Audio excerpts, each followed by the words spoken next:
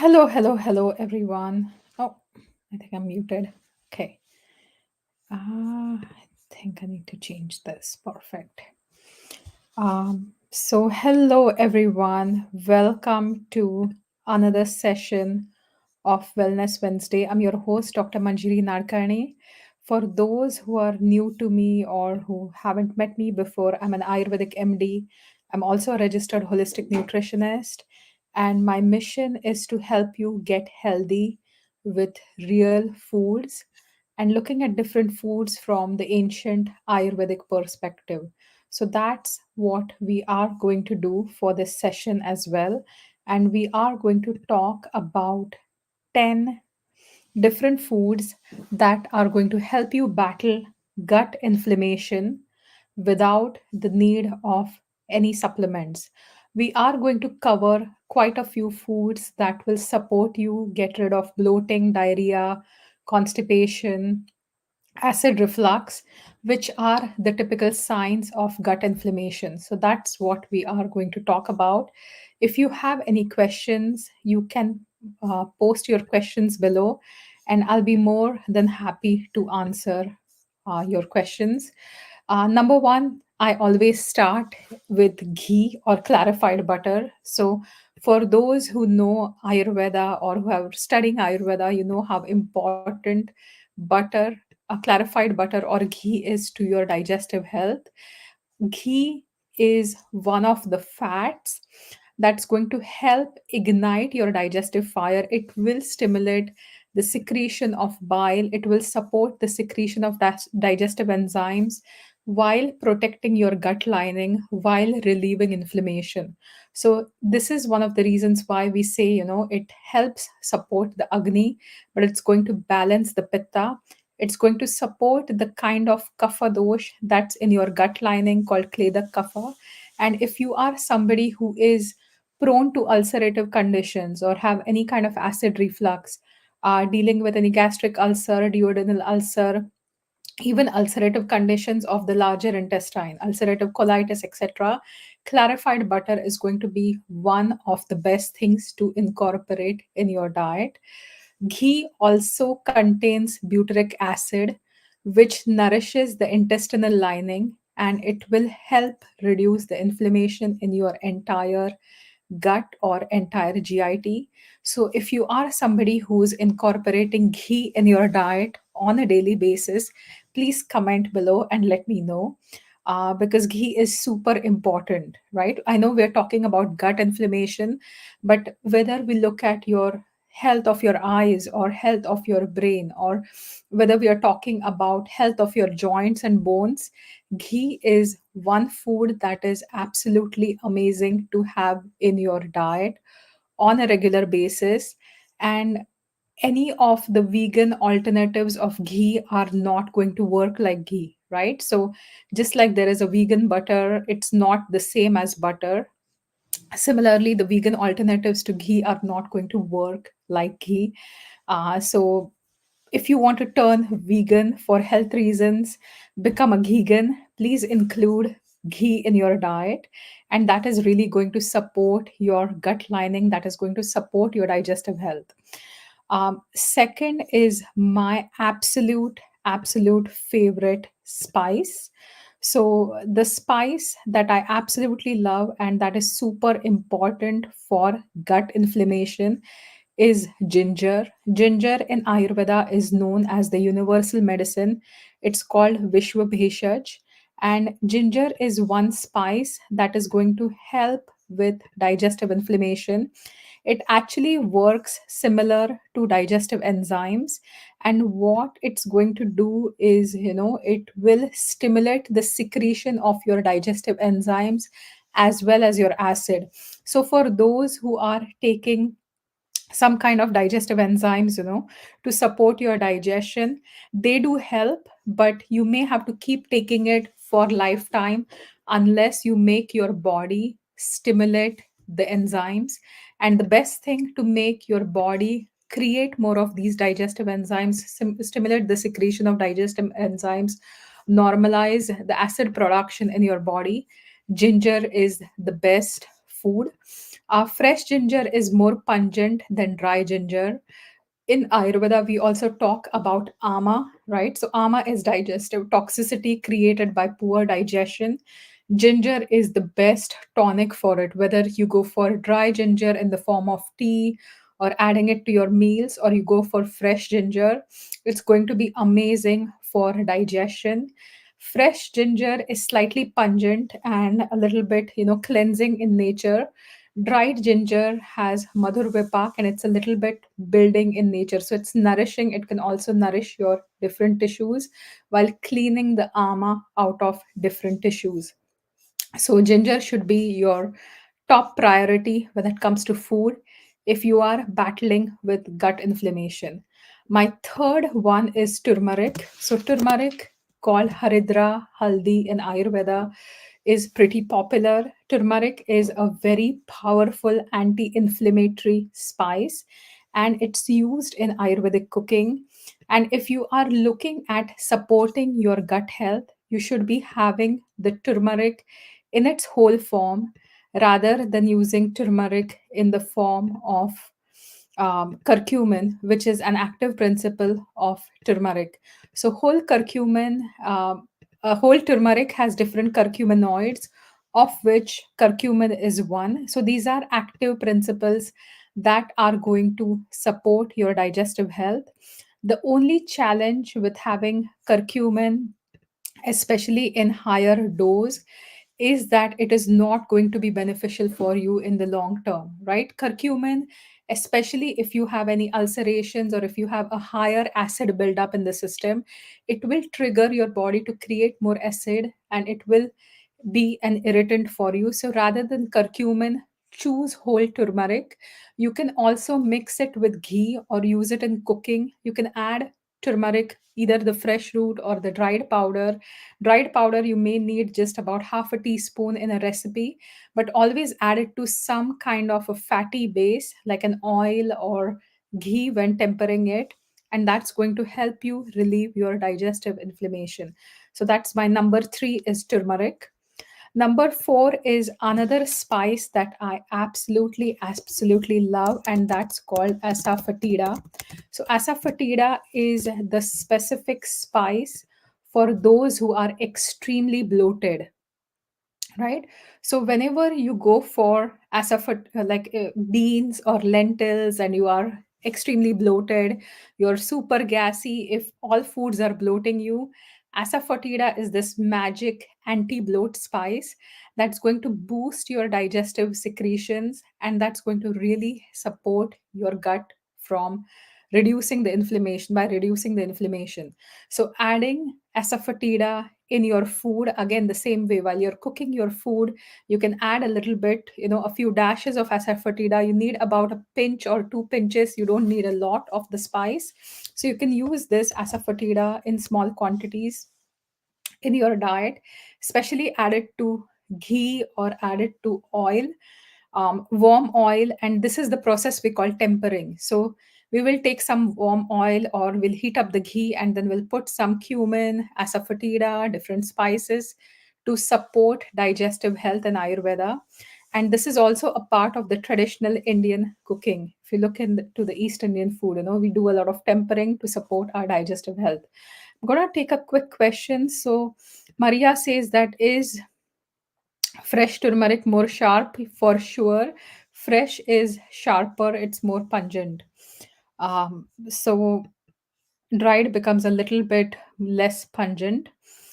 So from the fourth asafoetida, as I said, for gas bloating, always use that. Now the fifth one that I absolutely love is cumin. Cumin is this wonderful spice that is antibacterial, it's antiparasitic, it's a really good digestive, and it's going to support your digestive secretions without being very sharp on your system, right? So it helps support your agni, but it's not going to aggravate pitta too much. So even if you are somebody who's prone to acidity, acid reflux, any ulcerative conditions, you can definitely temper with cumin seeds. You can have some cumin water as well if you're trying to boost your digestion, or cumin tea. Cumin water can just be made by steeping cumin in some hot water for a few minutes, and you can let it sit and let the water cool down, or you can have a hot cumin tea, and that's going to support your digestive secretions and support your digestive health. Then comes fennel, which is at number 6. So I know these are all spices that we're talking about, but they're super important for digestion. Fennel, especially fennel seeds, are really good for your digestive health. They are very soothing.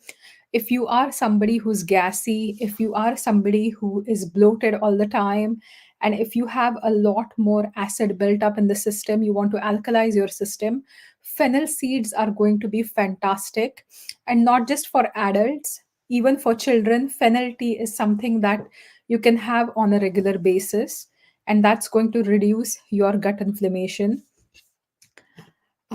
After number 6, fennel, we go to coriander, which is number 7. Coriander seeds, as well as fresh coriander leaves, are cooling in nature. So, fennel is also cooling in nature. So are coriander seeds and fresh coriander. And any irritation in your gut, any bloating, any gas, coriander seeds are going to take away.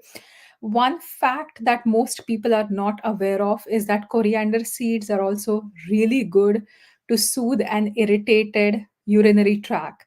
So, in the summer season, especially if you're prone to getting more UTIs, or if you experience any burning sensation through your urine or burning sensation anywhere in the body, coriander seeds or coriander water is going to be phenomenal at helping you support your digestion as well as soothe an irritated system. Whether it's your digestive system or your urinary tract, it's going to help soothe and support you. That was number 7. Now, for those watching live, which of this is your favorite? Maria says, I love ghee, but I want to know what's your absolute favorite spice. So, from number 7, we go to number 8. And number 8 is okra, which is one of my favorite vegetables. So, when we talk about gut health, especially the lining of the gut, right? So, from your entire mouth to the anal region, your entire gastrointestinal tract has a mucosal lining to it. And whenever these cells get irritated, they will start secreting a lot of mucus. And if these cells or this lining is corroded because of excessive acid built up, that is when ulcerations can happen in your digestive tract at different sites, whether it's a gastric ulcer or duodenal ulcer, or you're having ulcerative colitis.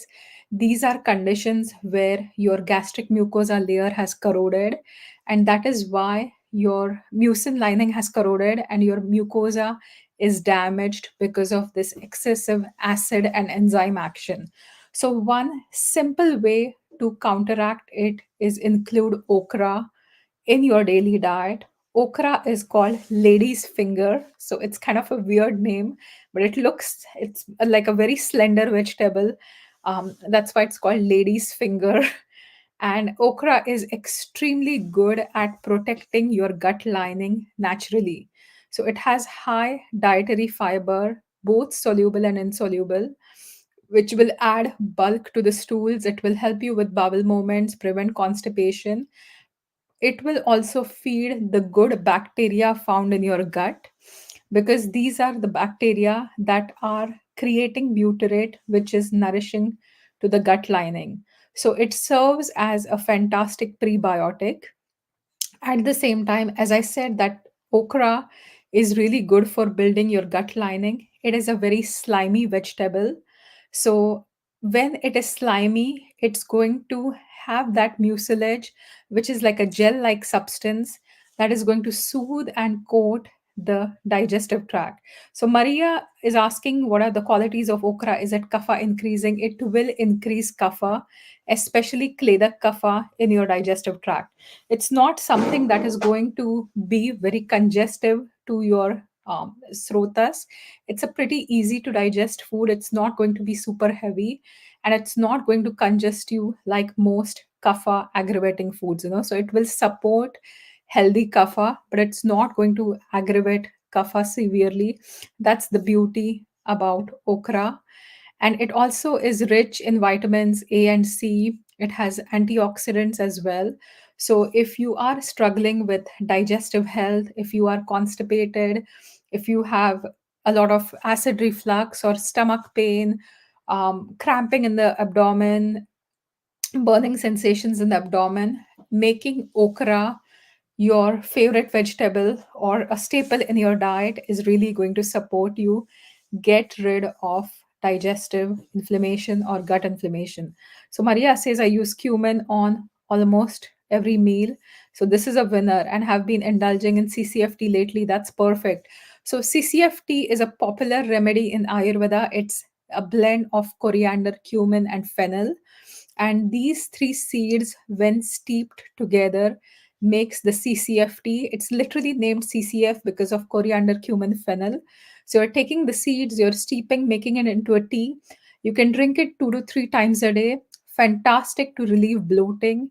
It will support your digestion. It will help break down the foods. It will also stimulate your digestive secretions and get rid of any irritation or any burning sensation that you have in your body. And CCFT is fairly mild, so it is pretty safe for anyone and everyone. So from okra number 8, we move to number 9, which is buttermilk. So in Ayurveda, we talk about buttermilk as one of the best drinks, and we definitely would prefer it over yogurt. So yogurt, from a modern perspective, though soothing to the digestive tract, can be heavy, can clog the channels, especially the way the yogurt is made in today's world. But if you make buttermilk, one of the simplest ways is to buy a good cultured yogurt. If you make your own, it's even better. You can take 1 tablespoon of this yogurt, cultured yogurt, and you can mix it with about a cup of water, blend it together. You can add different digestive spices that I mentioned before, like cumin, fennel, cilantro, ginger powder, a little bit of black pepper as well. And you can mix it all well and drink it after your meals. And this is a natural probiotic support. Yogurt contains a lot of lactobacilli, which are the ones that are fermenting the lactose, and it is going to support your gut health. It's very soothing, it's very appetizing. So, for those that have no appetite or who can't taste things properly, or if you are just not hungry or you have a lot of irritation in the gut, uh, this probiotic drink is going to be a really great probiotic support for you. Another question I'm going to take is what spices do you use when you cook okra? So I will always cook okra with a little bit of cumin. So I'll heat up some oil, um, olive oil. I'll add some cumin seeds to it. I'll add a pinch of Asafetida. I'll add the chopped okra. I'll fry it a little bit. I then use some turmeric. I love chili powder, so I'm going to use that. And I use coriander powder or coriander seed powder, and that works fantastic. You could use more spices like garam masala, but I like to keep my okra fairly light and better tasting. It's so you can actually taste the food. But if you haven't tried okra, please give it a try. The only contraindication for okra is if you have kidney stones. If you have a lot of oxalate built up, if you have kidney stones, may not be the best to try okra, but you can definitely try buttermilk.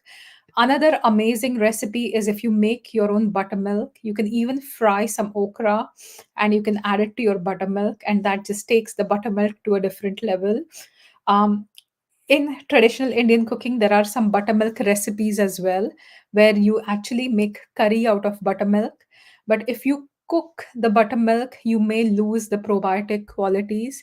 So, ideally, have fresh buttermilk, make it freshly from the yogurt, drink it without heating it, because then you may end up losing some of the probiotic content, right? So that was number 9, and number 10 is khichdi. So it's an Indian dish, that's very popular. But more than Indian, this is an Ayurvedic dish called Kitchari, right? Or Kitchari. It's not Kitchari, that's the wrong spelling. So Kitchari is literally like a mixture. In Ayurveda, we would say it by the name Krushara. So that's the traditional name that's used. And it's one of the recipes that has been used for gut health, especially also when somebody is sick and they are in recovery and they don't want to eat anything heavy. So it is a recipe made by combining split mung beans, which is the mung dal, the yellow colored one, combining it with rice. And you can soak the rice, you can soak the dal, and just cook it with a little bit of cumin in a bit of ghee. So you warm the ghee, you add some cumin, you add some asafetida, you can add more spices that you like, any of the ones that I talked about today. Definitely you can add those. You can add cinnamon, you can add bay leaves, you can add, different kinds of spices, and cook this along with a little bit of turmeric. And then when you're serving this khichdi, you can serve it with a little bit of ghee. It is one of the best things to soothe your stomach. It's easier to digest than any other protein rich meals. So, especially if you're eating any of the animal proteins, this is not an animal protein containing dish, and that's why it's easier on your digestion. The spices are going to stimulate your digestive juices. At the same time, the rice and lentil combination is going to give you the complete protein that is needed for your recovery, and it does not sit heavy on your digestion, right? So that's one of the reasons why if somebody is going through a lot of colds or flus or fever, they would skip meals but have like a soupy khichdi, which is very light in consistency. You can add lots of water to it, make it almost like a soup and eat it. And that is going to battle your gut inflammation, because you're making this a very potent recipe by adding all kinds of spices and ghee and increasing its potency. Now, mung beans are the easiest to digest beans. They are also the one bean that does not aggravate vata too much. They have lots of fiber, they have some phytoestrogenic effect, so they're going to support your female hormones. And rice is a very non allergenic grain, which is also easier to digest. So, when it comes to gut inflammation, you always want to make sure that what you're eating is light. So, your digestive system doesn't have to work super hard, and it can spend some energy to correct itself and heal itself. If you give it heavy meals, if you give it lots of animal protein, if you give it lots of fats, heavy fats like avocado, or higher quantities of food, your digestive system is going to keep working and overworking and will not have much time to correct itself, to lower the gut inflammation and to just kind of work through it, right? So these are some of my tips. We talked about 10 foods that are supporting you to battle gut inflammation. Let me know which of these tips is your favorite one. So Maria says, great session. Thank you so much, Dr. Manjiri. You're most welcome. You're most welcome. So let me know which is your favorite amongst these tips. And for next session, next week, we are going to talk about the 5 things you should check before you buy probiotic supplements, right? So next session, we're going to talk about why certain probiotics work for some people, why some probiotics absolutely don't work for some people, what strains are we looking for, what numbers are we looking for. So that's for next session.